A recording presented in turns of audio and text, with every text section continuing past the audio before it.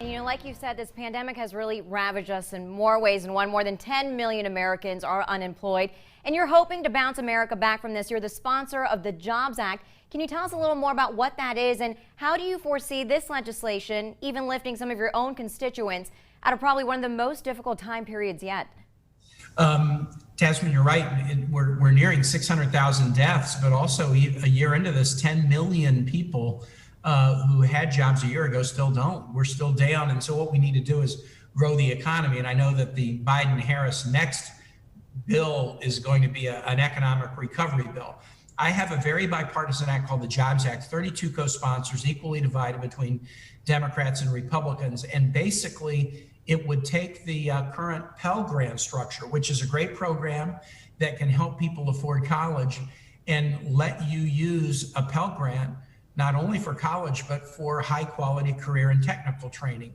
I've always thought it was unjust. I'm the son of a guy who ran an ironworking shop, and I ran a vocational school in Honduras 40 years ago. I always thought it was unfair that you could use a Pell grant for college, but you couldn't use it for high quality career and technical training, because Lord knows our country really needs a whole lot of highly skilled technical workers. If we do an infrastructure bill, for example, who's going to build the roads, rails, ports, airports? Who's going to deploy broadband or solar installations across the country? So this bill that I have would utilize Pell grants, but allow them to be used for high quality career and technical training.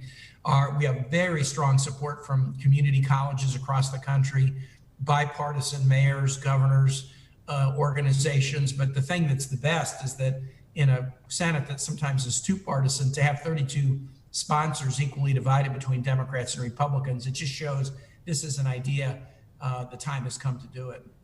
And Senator, you've had such a busy couple of weeks. You actually voted to confirm Attorney General Javier Becerra as the Secretary of Health and Human Services, and he's got some pretty big tasks at hand, not just the pandemic, but also the thousands of undocumented and unaccompanied migrant children at the border. So what are your thoughts about the historic surge of migrants to the border?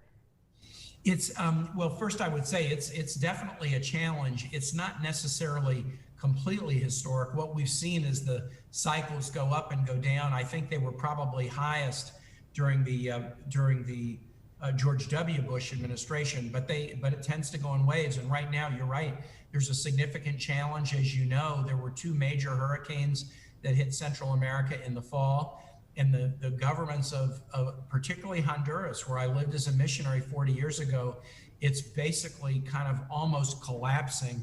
Violence, narco trafficking is pushing people out. And so we have to deal with this at the border. You're right that the HHS secretary is not in charge of border enforcement, but once unaccompanied children come into the country by court order, we need to try to treat them in a humane fashion, and the HHS secretary is in charge of that. Look, what we need to do is do comprehensive immigration reform of the kind that I spoke on the Senate floor in June of 2013, that would combine border security with protection for dreamers, help for employers to determine the immigration bona fides of employees they might hire, visa reforms, path to citizenship for people who have lived here, paid taxes, and play by the rules if they are willing to do that for a period of years. We need comprehensive immigration reform. Coming up, our one-on-one conversation with West Virginia Governor Jim Justice on his plan to repeal the state's personal income tax.